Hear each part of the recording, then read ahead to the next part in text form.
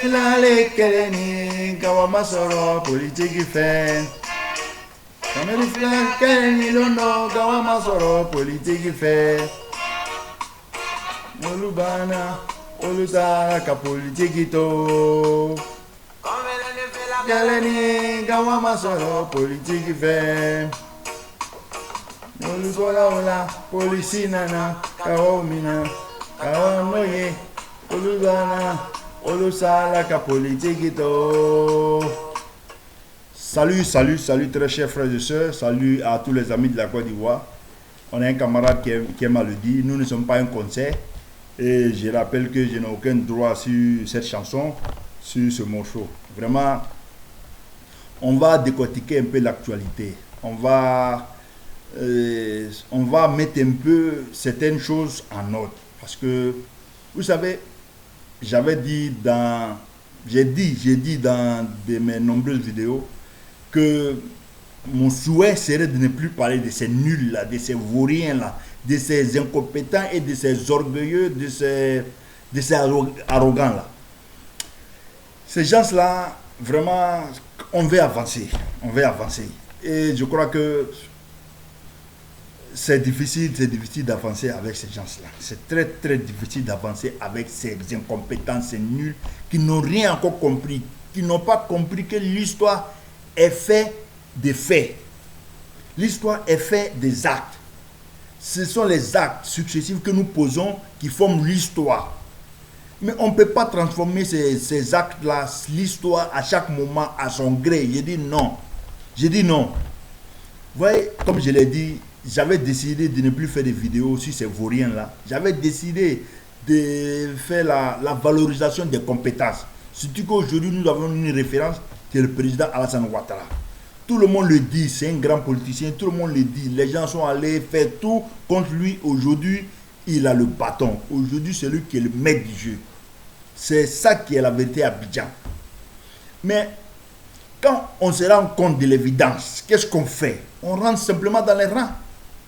On se donne la main, c'est vrai, on s'est trompé. Les gens aiment à le dire. Il y a un moment pour faire des palabres et il y a un moment pour s'entendre. Aujourd'hui, la Côte d'Ivoire a besoin de s'entendre. J'avais dit que je n'allais plus faire des vidéos si c'est nul, là, si c'est incompétent là. Mais ils nous amènent toujours en arrière. Ils veulent démonter l'histoire, ils veulent transformer l'histoire. C'est impossible, chers frères, chers sœurs. C'est impossible. Voyez bien, aujourd'hui, Laurent Gbagbo appelle à la création d'un nouveau parti ou d'une nouvelle plateforme qui va défendre certaines causes. Il abandonne son FPI. Il laisse son FPI aux mains du président Pascal Affi-N'Guessan. D'abord, c'est une incompétence, c'est une fuite en avant,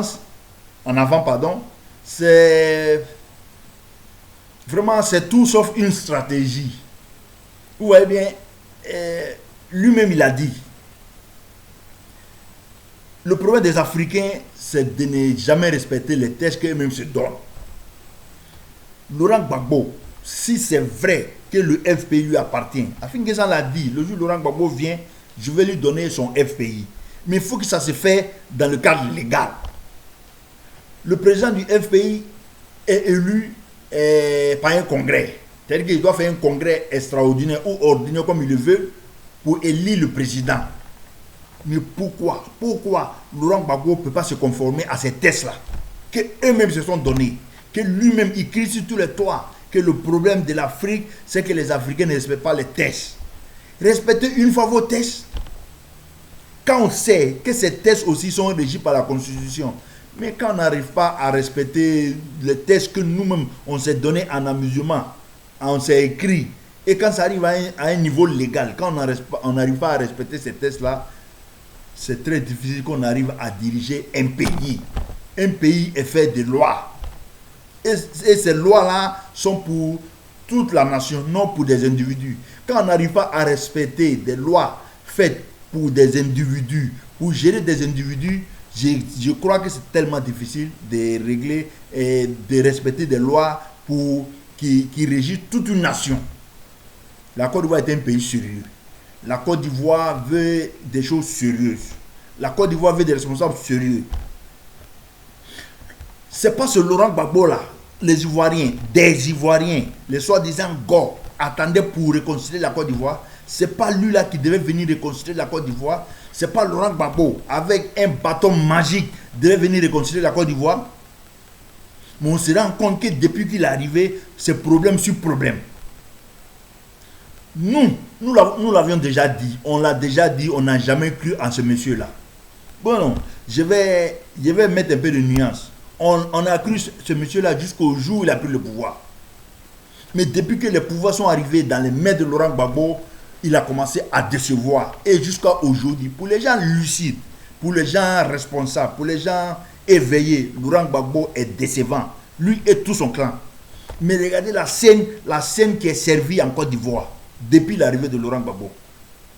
On avait appris à avoir quelque chose de bon, de sérieux. Mais depuis que Laurent Gbagbo est venu, on retrouve ces mêmes langages, on retrouve ces mêmes comportements, on retrouve ces mêmes actes d'ignorance, ces mêmes actes d'incompétence, ces mêmes actes de haine. Vraiment, on veut avancer. La jeunesse aujourd'hui a une référence. Le pouvoir aujourd'hui en place a mis des systèmes pour que cette jeunesse-là ait de l'espoir. Nous avons commencé à avoir de l'espoir. Il ne faudrait pas que vous venez nous tirer vers le bas. Chers frères et sœurs, chers aînés, surtout Laurent Gbagbo. Henri Konan Bédié, on ne parle pas de lui. Lui, il vient de faire une adresse à la nation. Bon, je ne sais pas pour parler de quoi. J'ai dit que le FPI, où les Ivoiriens ont intérêt à garer le FPI. Il faut qu'on l'avait dit, ceux-là, ils ne pourront jamais rien apporter à la Côte d'Ivoire. Rien. Étant à l'opposition, ils ont cassé. Étant au pouvoir, ils ont cassé. Ils vont retourner encore, ils sont dans l'opposition. Cette phase-là, ils n'ont pas assimilé cette phase-là.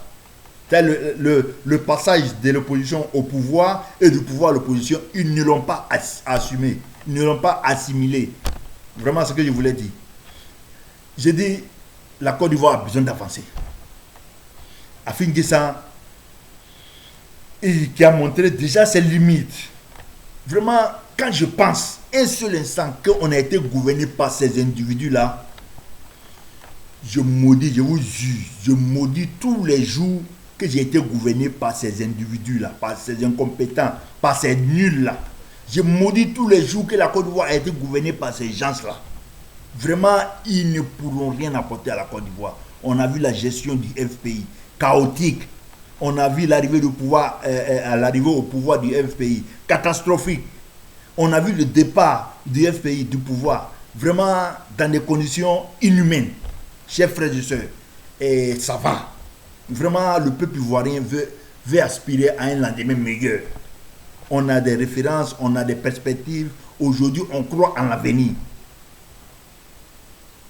Aujourd'hui, les FPI, d'abord, ça ne fait pas rire, mais c'est quand même triste qu'à un certain moment, on ait pu être géré par ces individus-là, qui veulent transformer l'histoire, qui n'ont pas encore compris qu'il faut avancer, que l'histoire, c'est les faits qu'on pose. Laurent Gbagbo l'a dit, quand on pose des actes, ces actes-là laissent des traces. Et aujourd'hui, là, ces traces-là sont palpables. Mais c'était hier, c'est pas longtemps.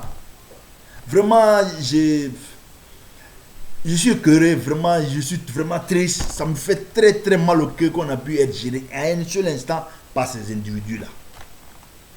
Que des Ivoiriens, et c'est vrai, on peut comprendre, qui ont été embrigadés, qui ont été terrorisés, qui ont été pris en otage, et qu'à un certain moment, que c'est Laurent Gbagbo qui allait apporter le salut. C'est Laurent Gbagbo avec son clan qui allait apporter la réconciliation à la Côte d'Ivoire. Non, j'ai dit que la Côte d'Ivoire est réconciliée. Le seul problème, c'est que ces individus-là, ils n'ont pas encore accepté l'histoire, ils n'ont pas encore accepté les traces qu'eux-mêmes ont posées. Voilà le problème de la Côte d'Ivoire. Je vous dis, l'histoire, c'est la succession des faits. Et ça, là, on ne peut pas changer. On ne peut pas changer. FPI, ils ne vont pas avancer. nous-mêmes, là, à un certain moment, on va les obliger à changer. On va les garer. Il faut garer ce parti-là. Ce parti-là ne peut rien apporter. Aujourd'hui, regarde les fragments du FPI. Depuis qu'ils ont perdu le pouvoir, combien d'entre eux se parlent? Parce qu'ils savent ce qu'ils se sont fait. Ils savent comment ils ont perdu le pouvoir. Et le monsieur, après 10 ans, lui qui s'est dit le fondateur, après 10 ans qui arrive, la première chose qu'il fait, c'est de divorcer avec sa femme, qui est d'ailleurs vice-présidente de son parti. Même quand on ne pense pas à sa vie privée, il faut penser à l'image qu'on donne à sa vie publique. Afin que ça, qu'est-ce qui les divise autant qu'ils ne peuvent pas s'entendre? Qu'est-ce qui les divise autant? Si ce n'était pas de faire du mal à la Côte d'Ivoire. Et c'est on l'a déjà dit, Afin Guessa sait beaucoup dans la gestion du régime du FPI. Afin Guessa sait beaucoup. Et Simone Gbagbo sait beaucoup. J'ai peur du futur. J'ai peur de ce qui pourrait sortir dans la bouche des uns et des autres. De Simone Gbagbo contre Laurent Gbagbo, de Laurent Gbagbo contre Simone Gbagbo, de Afin Guessa contre ces deux-là, de Pascal, de Assoa Adou, de ces individus-là. De ces incompétents-là. Regardez, quand aujourd'hui, un homme comme Damana Picasse, qui après 10 ans d'exil, son soi-disant exil, après 10 ans, arrive aujourd'hui nous dit que les morts du Chanier en 2000, c'était les militants du FPI. Ça me cœur, ça me peine. J'ai vraiment mal au cœur quand j'entends ça. On se rappelle très bien quand en 2000, le président Alassane Ouattara disait « Laissez-moi faire mon deuil, laissez-moi faire le deuil de mes militants ». Ça, c'était en 2000. Ça fait 21 ans que cela s'est passé. Et aujourd'hui, c'est aujourd'hui le FPI réclame ces morts-là. C'est aujourd'hui le FPI dit que ces morts-là, ce sont les militants ce sont ces militants. Quand on sait qu'ils ont géré le pouvoir pendant 10 ans, ils n'ont jamais parlé de funérailles, ils n'ont jamais parlé de mort, ils n'ont jamais parlé de génocide, ils n'ont jamais parlé de tuerie. Et aujourd'hui, là, ces gens-là veulent transformer l'histoire. J'ai dit que nous étions là, et c'était, même les faits de 1240, 1860, 1920, les faits sont là. On ne peut pas les transformer. On sait qu'Hitler a commis un génocide. On sait que Hitler, on a vu les intentions de Hitler. Aujourd'hui, là, on ne peut pas changer. Chers frères, je sais, vous ne pouvez pas changer ça. Damana Picasse, on est dans les quartiers ensemble. C'est parce que nous avons l'amour de notre pays. C'est parce que nous avons le respect de nos parents, de nos responsables, de nos dirigeants. C'est parce que nous avons le respect de la parole donnée. Nous voulons aller à la réconciliation. Nous voulons une Côte d'Ivoire meilleure, où il fait bon vivre. Nous voulons le bien-être des Ivoiriens. C'est pourquoi on ne dit rien, sinon on se voit dans les quartiers. Les Damana Picasse, les autres qui ont appelé à des tueries, des gens qui ont commis des bêtises, on se voit, on se connaît. Et ce n'est pas parce qu'ils sont forts. On se connaît. On peut se défendre, on peut se venger. Et on a des raisons pour se venger. Mais on dit, on a le respect de nos parents. On respecte la parole que nous avons donnée à nos parents. On a dit qu'on veut une Côte d'Ivoire meilleure. On veut une Côte d'Ivoire où tout le monde vit ensemble. On veut une Côte d'Ivoire où tous les enfants se sentent chez eux. Sinon, on va se croiser dans les quartiers et on va se casser les gueules. On se connaît. Donc, vraiment, il faut qu'on avance. Il faut que le FPI arrête de je sais pas, vraiment, je suis peiné, hein. Je suis très peiné quand on voit des responsables, des gens qui ont géré le pays. Et quand on sait le problème qu'on a, de soi-disant go, entendez Laurent Gbagbo pour réconcilier la Côte d'Ivoire. C'est Laurent Gbagbo qui devait envoyer la Côte d'Ivoire. C'est le seul moyen pour apaiser ma peine. Chers frères et sœurs, je ris, c'est pas parce que je suis content. Vraiment, c'est triste, c'est triste. Nous ne disons rien, je répète, nous ne disons rien, nous n'attaquons pas les gens, ou nous ne les frappons pas dans nos quartiers parce que nous respectons la parole que nous avons donnée à nos parents, à nos responsables, à nos dirigeants. Parce que nous respectons la parole aussi ou la politique, la vision du dirigeant ou des dirigeants que nous avons choisis. Nous voulons une Côte d'Ivoire où tous les enfants vivent à l'aise, où tout le monde se porte bien. Mais quand des individus, à chaque fois qu'on veut avancer, viennent encore nous mettre des bâtons dans les roues pour nous faire arrêter, j'ai dit qu'il faut qu'on arrête. Le président Alassane Ouattara, au cours de son discours à la nation, je profite ici pour féliciter ce monsieur-là. Le président Alassane Ouattara a fait un discours succinct, un discours direct et un discours précis. Vraiment, la précision, on ne peut pas être plus précis que ça. Et il a, je vous dis, ce monsieur-là, c'est une école. Il faut que nous apprenons quand il est là. À chaque fois que le président Alassane Ouattara apparaît, à chaque fois qu'il a une intervention, vraiment, il donne de l'espoir à la jeunesse. Et il a touché du doigt tous les problèmes des Ivoiriens. Et ce monsieur-là, nous lui faisons confiance. Il faut que les Ivoiriens apprennent à faire confiance à Alassane Ouattara. Et il a dit, vraiment, il a touché tous les points sensibles de tous les problèmes aujourd'hui en Côte d'Ivoire. Il va libérer des prisonniers. Mais on ne peut pas nous demander de libérer tous les prisonniers. Et ils ont un mot qu'ils emploient, des prisonniers politiques. Un prisonnier politique, c'est quoi? C'est quoi? C'est un politicien qui a commis des actes, qui a commis des crimes, qui est en prison, ou bien c'est un prisonnier qui fait de la politique. Vraiment, il faut qu'on nous explique qu'est-ce qu'un prisonnier politique. Je répète, un prisonnier politique, pour ceux qui disent qu'il faut libérer tout le monde là, un prisonnier politique pour eux là, c'est qui? C'est le politicien là qui commet des actes répréhensibles. C'est ce politicien là qui commet des crimes, ou bien c'est ces prisonniers là qui font de la politique. Vraiment, il faut qu'on nous explique. Dans un pays, on ne peut pas se permettre, après chaque crise, de libérer tous les prisonniers, soi-disant politiques. Il y a des faits graves qui se sont commis en Côte d'Ivoire. Il y a des gens qui ont commis des actes délibérément, qui sont jugés, qui sont en prison. On ne peut pas venir nous dire il faut libérer tout le monde. Et le président de la République l'a dit. La justice va juger. La justice va prendre son temps. Mais je vous dis, on ne peut pas libérer tout le monde. Et regardez un voleur. Un voleur de galettes dans un supermarché ne peut pas avoir le même traitement qu'un braqueur de banque. Ils sont tous des voleurs. Ils sont tous des voleurs. Mais on ne peut pas les traiter de la même façon. Chers frères et sœurs, arrêtez de nous embrouiller avec vos prisonniers politiques. Soi-disant prisonniers politiques. Ça, c'est fini. Et nous faisons confiance au président de la République. Il nous a donné sa parole. Il a dit que la justice fera son travail. Et nous respectons ce monsieur-là. Nous lui faisons confiance et nous le suivons dans sa politique. Ensuite, surtout, il a parlé des champions nationaux. Des champions nationaux. Vous voyez, aujourd'hui, la jeunesse ivoirienne a besoin de s'épanouir. La jeunesse ivoirienne a besoin de créer des emplois. L'État ne peut pas engager tout le monde. Tout le monde ne peut pas travailler dans la fonction publique. Dieu merci, aujourd'hui, il y a de plus en plus de jeunes qui se prennent en charge, qui créent les sociétés.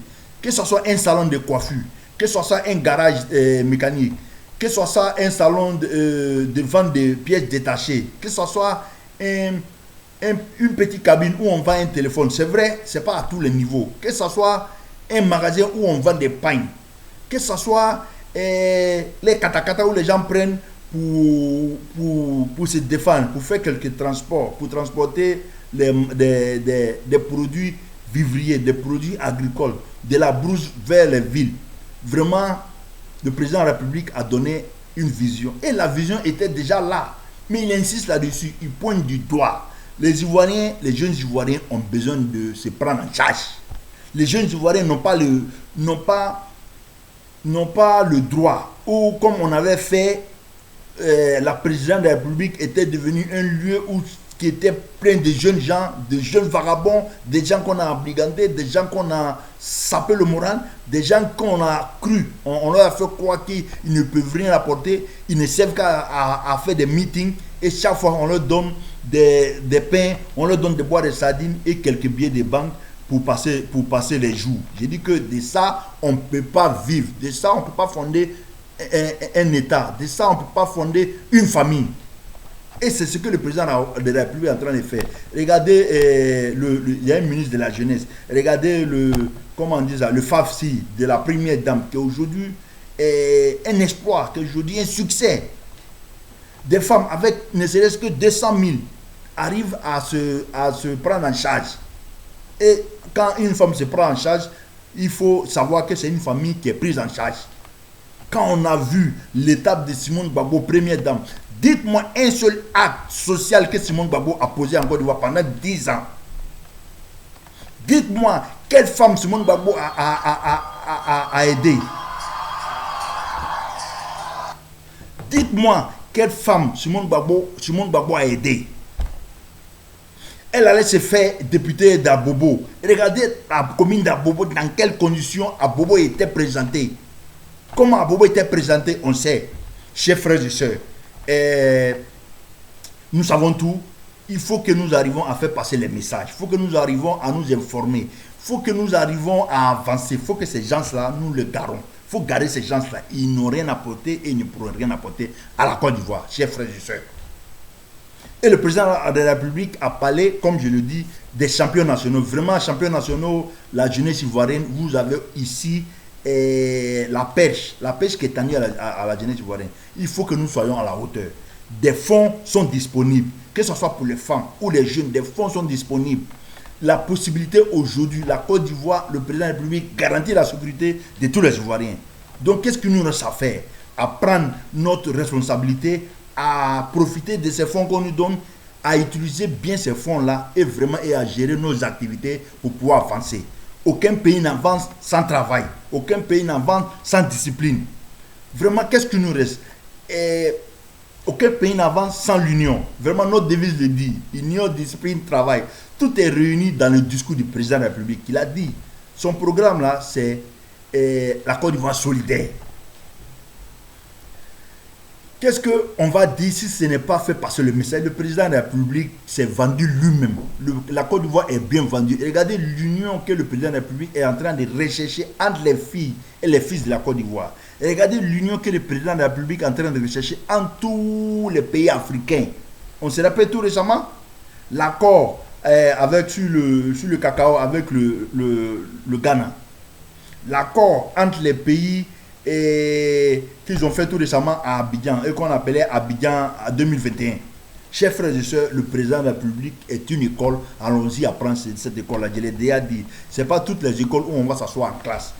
Donc, j'ai dit à tout le monde, surtout à la jeunesse, vraiment, Tikendia la chanter, politique qu'elle est, à la Ankisi, politique qu'elle est. Donc, le gars, il dit, arrêtons des histoires, unissons-nous. Mettons-nous au travail dans la discipline pour relever les défis. Les défis sont nombreux. Aucun peuple ne va s'en sortir sans travail, sans union et sans discipline. C'est impossible. Aucun peuple ne va s'en sortir seul. Regardez, quand Gbagbo était au pouvoir, avec quel de nos voisins la Côte d'Ivoire était d'accord? Mais c'est tout à fait normal qu'une rébellion vienne quand on n'est pas d'accord avec ses voisins, quand on dilapide de l'argent dans n'importe quoi. Donc, chers frères, c'est tout à fait normal. Ce régime-là était fait pour échouer. Ce régime-là était fait pour échouer et de fabriquer des vauriens. Aujourd'hui, on a des problèmes parce qu'il faut resocialiser les gens. Cette jeunesse-là qui était prise en otage, vraiment, vivement que cette jeunesse-là, qui aujourd'hui s'appelle GOR, qui se disent GOR, que cette jeunesse-là comprenne que le FPI-là, c'est passé, c'est du passé. Ils n'ont rien apporté et ils ne pourront rien apporter à la Côte d'Ivoire. Chers frères et sœurs, soyons unis dans la discipline et allons au travail pour faire avancer la Côte d'Ivoire parce qu'il y a beaucoup de choses qui nous attendent. Le combat sera dur, mais nous sommes dans le bon sens. Salut à tous.